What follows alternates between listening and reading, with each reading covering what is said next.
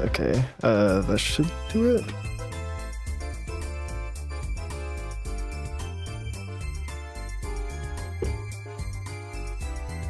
I think it's up.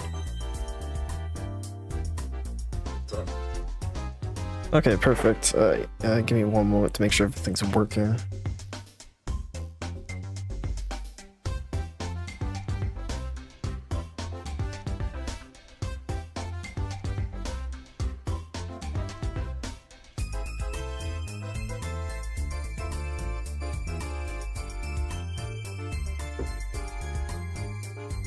I forgot to close Steam.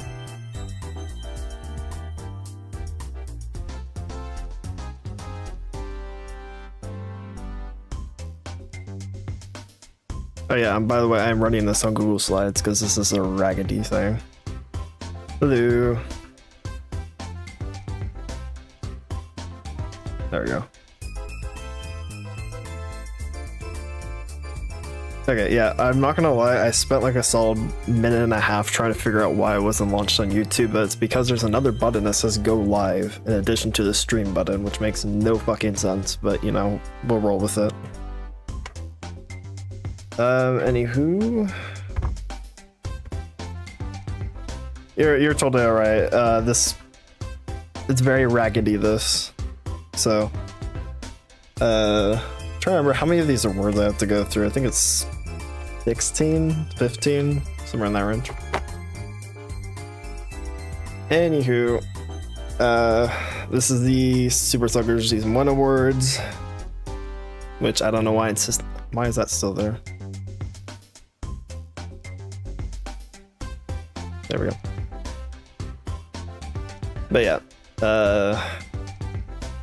there's only 2 sections that would be like in addition to what's already on here.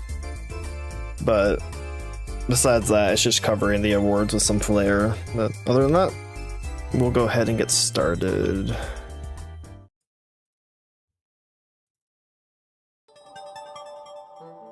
And so just something I thought of literally at 3 AM while doing one of my finals is that why don't we actually take a look at the stats for the season?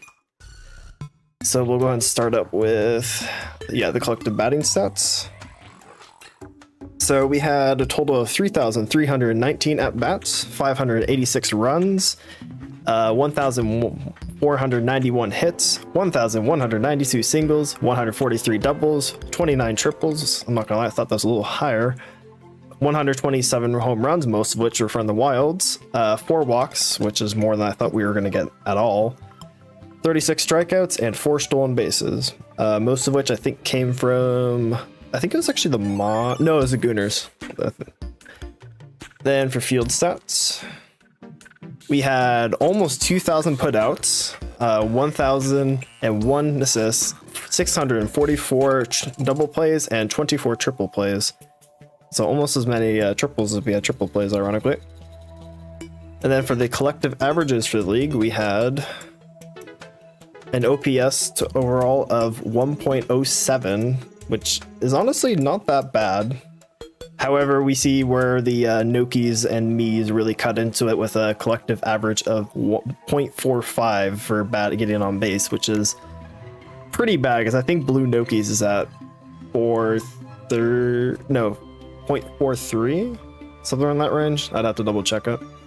And then finally, for league field rating, we had a collective total of 3,859 and an ERA of 6.36, which is not that great if I'm being honest. I think the sitting average for most people was around 5 to 6, so it's not incredibly bad, but still for the pitching we had, I feel like it should have been lower, but otherwise, we'll get into the actual award bit. Starting off with the OPS Best Batting Award, coming from the Wilds, no surprise there. We have Petey Peretta.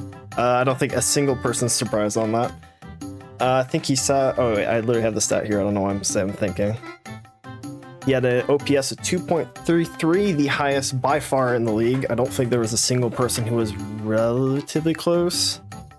DK was up there for quite a bit. King K. Rool's up there.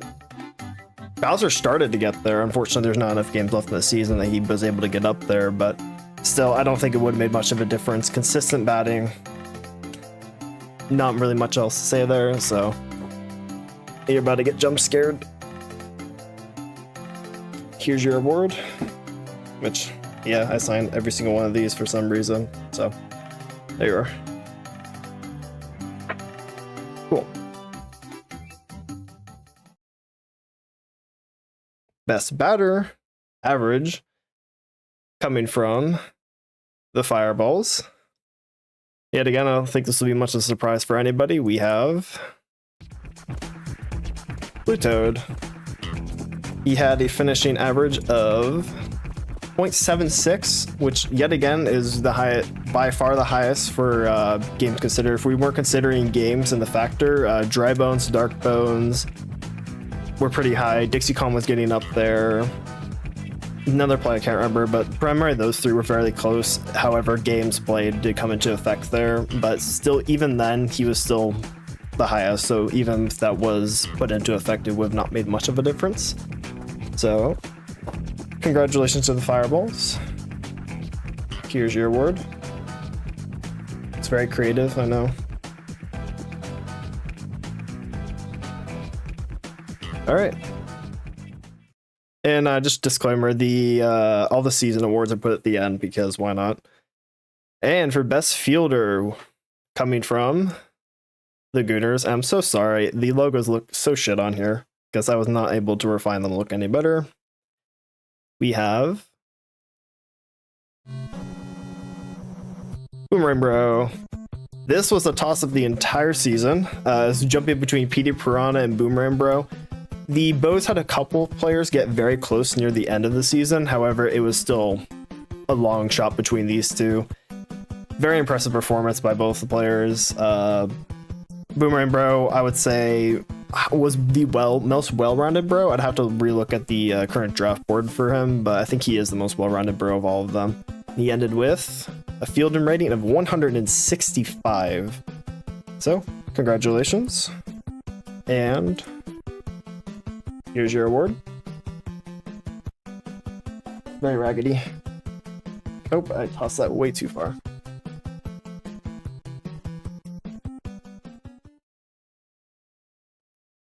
For the best pitcher for 25 plus innings pitched for next season, I think I might be changing this, but most people with multiple pitchers hovered around the 25 to 30 range, so I might up to the 30. We'll see. I think I'll see how the first few, like 4 games of the next season goes before changing it. We have from the Flowers, King K. Rool. Honestly, his pitching near the end of the season was very dog shit, so I don't know how much he really deserved this, but it's for mostly the mid season where he actually was pitching very well, which would have not expected. I never knew he was a good pitcher because I've never put him on the mound when I played this when I was a kid. This feels very redundant, but no idea where I'm putting this, so. And that went under the couch.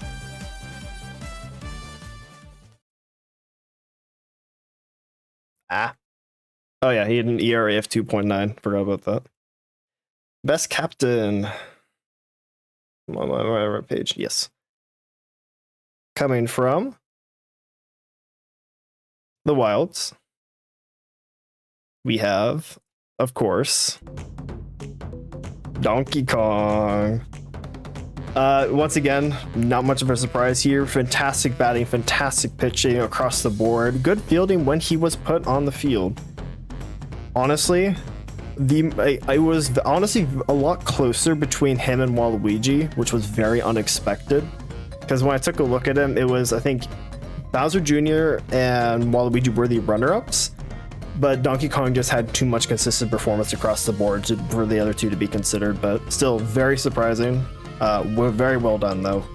Donkey Kong definitely going to be a captain looked at in the draft. I don't think anyone would doubt that. And for your award, Here you are. Unfortunately, I couldn't come up with the creative logo for this one, so I'm like, I'll just throw the emblem on there for this one. Good. I mean, I made these like 2 something. I don't know. A on that, but.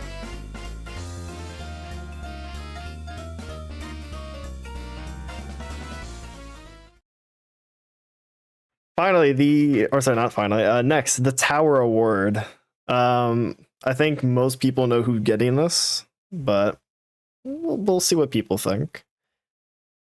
It is the Fireballs. The Fireballs. So, despite getting into the playoffs, I know there's probably an argument for the Monarchs to get this. However, the Monarchs won their last game. They were competitive their few last games. The Fireballs, regretfully, they've lost every single one of their games after the All-Stars game. So they kind of just had to de facto get it for that, and they got in because their opponent didn't get in, versus the Monarchs who didn't get in because their opponent did. If that makes sense. But so sorry to the GM of the Fireballs for that one, but unfortunately someone has to get the award, so here you are.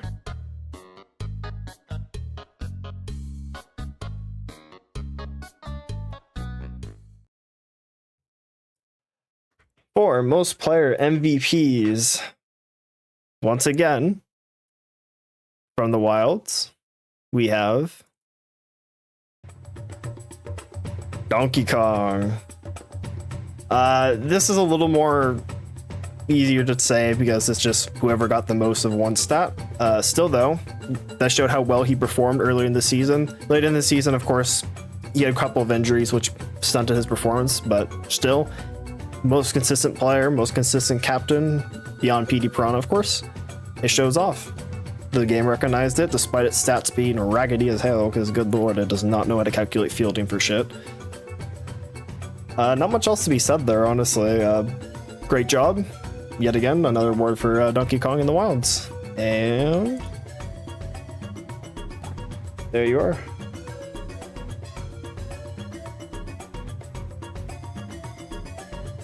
God, I don't look at, like looking at myself. Ugh.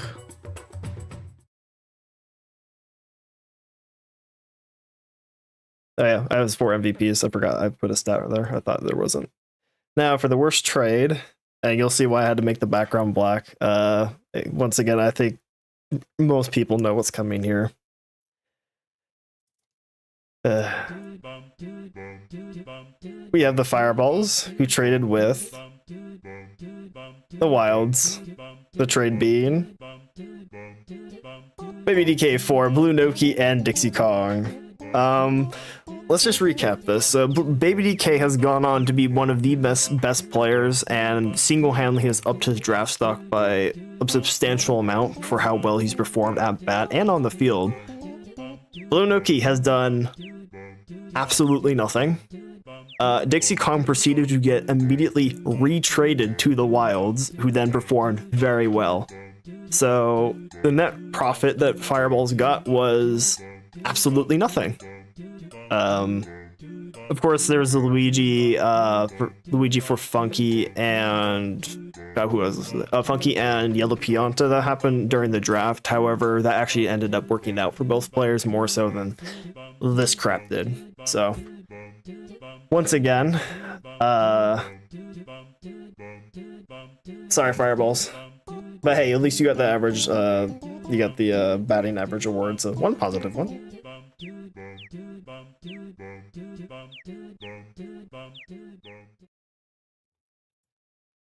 For Coach of the Season, first of our Season of the Season awards.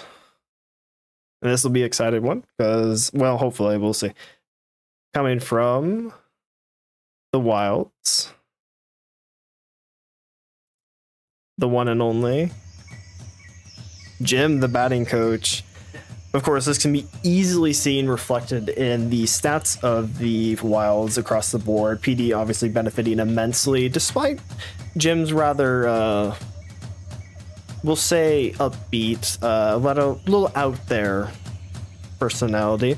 He's done well for his his batters, hence why he was accepted into the league for next season. So you'll be seeing him play, unfortunately not being coach, unless he's assigned as a coach for whatever team he's on, of course. But I did manage to get his me prepared based on the description given to me and based off of a person I knew from Texas. So we'll go ahead and review what Jim currently looks like. Of course, edits can always be made. So there you are. Unfortunately, I couldn't overlay the smile over the mustache, which would have been a lot better. But still, I think it captures what we're going for here. And he will be a brown me for next season, so look forward to that. I'm expecting some PTSD at Vice Garden. That's honestly, that's about it. Then obviously for the award, there you are.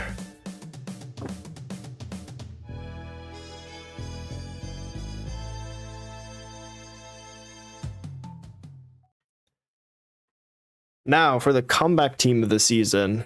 This was originally a voted upon award. However, there's kind of a distinct winner here, so I decided to take this out of the voting pool. We have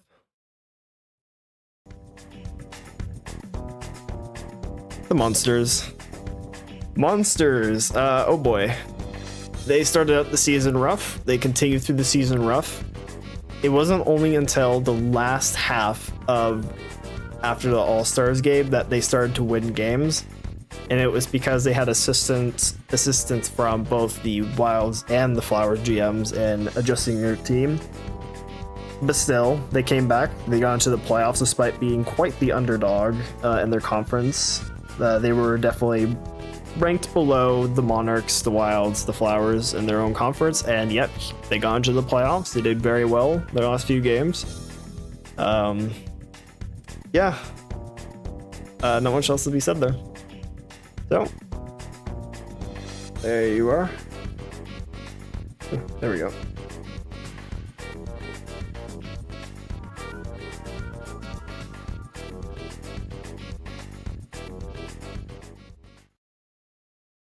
For best me of the season. Now, this was a very surprisingly competitive vote, actually, for because there was, I think everybody got at least one vote, but one person came out on top, and honestly it's between the two that I was voting between originally, so not too surprised here. They are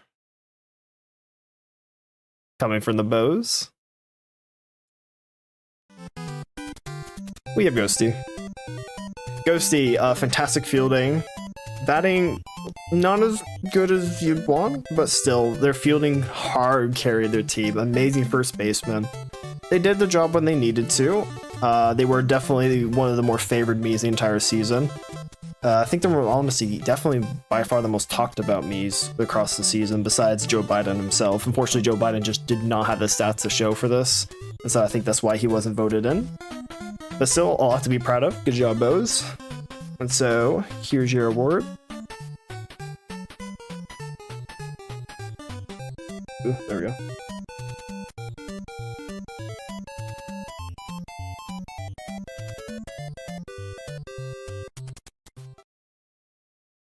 Now, for comeback player of the season, this one also very competitive. I was very surprised. However, I think, although maybe surprising, I think most people recognize what I saw. And so, from the Spitballs, we have Waluigi. What a pretty ass image, that one. You can, like, I found a DeviantArt image for that because it was funny as fuck. Good God. So obviously the most struggling, I want to say, underdog dark horse team of this entire season. And he just slowly got better and better and better. And despite not making it to the playoffs, they came damn close. Well, disregarding their last game, which was pretty bad, but almost in they were in consideration for captain of the season. Great feeling, great pitching, not amazing pitching, but great pitching, and great batting. They had one of the higher averages among the captains. So again, a lot to be proud of there. Well done, Spitballs. So here's your award.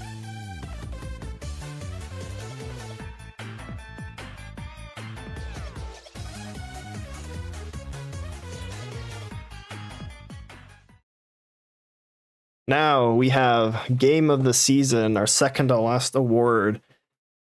This one also a very surprising toss-up. I thought it was going to be between two games. It was between three, which I won't name, but because I forgot, I'm not going to lie. We have...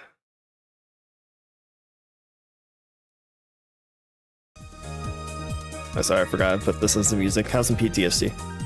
We have the Week 3 game, Game 2 of 4, Monarchs at Gooners. For this game, we saw the Gooners losing with an 11 score. They're the SVP being Dry Bones, and the Monarchs winning 12. MVP Firebro. This game was insanely close. First few innings were just the Gooners scoring, Monarchs pulling out pretty much nothing. But then it was, I think it was a sixth inning, or it was fourth, fifth, or sixth inning. And they scored, I think, enough to tie. Then it was a back and forth with the Gooners leading, and then it would hit the last inning. And the Monarchs score 6 in a row to take the win off of 1 point. Is an incredibly good game. And honestly, well deserving of Game of the Season here. And with this, every single person has gotten an award, GM-wise. So, very happy to see how things turned out for this. And for the awards, of course, because there's two people involved with the game, we have... There we go. Monarchs. And Gooners.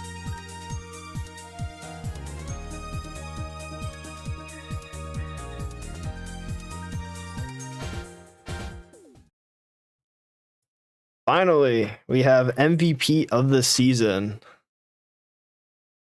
This one was a combination of stats and overall just like what I think people were most talked about player-wise. So if you were talked about the most, you definitely got in here. Honestly, I don't think this will be much of a surprise, but still, from the Wilds, we have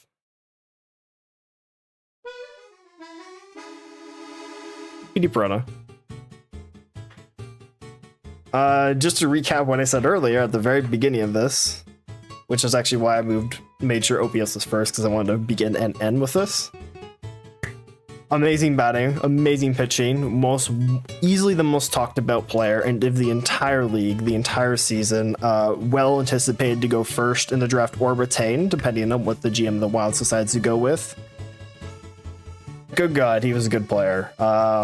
We're expecting a very, very good performance from him in this year's semifinals and potentially finals. We'll see how that goes. He's only really had one bad game, and besides that, has consistently performed well. I think he's gotten a home run in every single game except for the one where he didn't perform well. So that would be because he also that'd be 10 out of 11 games for him, since he also came to the All-Stars game. So, very well done. And here's your award. Honestly, I should have made the crowns in gold, but I was sticking with a black theme, so maybe next season. Well, so the only other thing I have left is this week. So, just a reminder, we have the ESC play-in game on Wednesday, March 26th. They will be playing first at Mario Stadium Day. It was a coin flip, which each were assigned one value. They got it today, so we'll be seeing that. The high seed is the Bows, who will be facing off against the Fireballs, the aforementioned underdog team coming into this game. Then, right after that, we have the HHC play-in game, where we will see the Flowers take on the Monsters. That will be at Mario Stadium night. That should be a very close game. Both teams have very strong hitters going into the match. Flowers performed well here last time. Monsters have never been on Mario Stadium, so it should be a good match. Which, correct me if I'm wrong, I don't believe they have. And finally, we have the Battle of the Mii's minor league match on Friday, March 28th at 8 p.m., where we will see the Wario Garlics for the ESC taking on the Diddy Survivors from the HHC. We will be seeing majority of Mii's who were either coming back or have not been played. And if neither of those criteria were met, then we put in the best Mii's from their conferences. So it's well balanced. I have the list ready. There was one change that had to be made, which we had one player from each conference want to change teams. So we decided to allow that. You'll look forward to seeing that. It'll be mentioned when we have that game go on. Beyond that, that'll be all. So thank you for coming. Thank you for a good season as well. We will see you tomorrow at 7 p.m. So have a good night, y'all.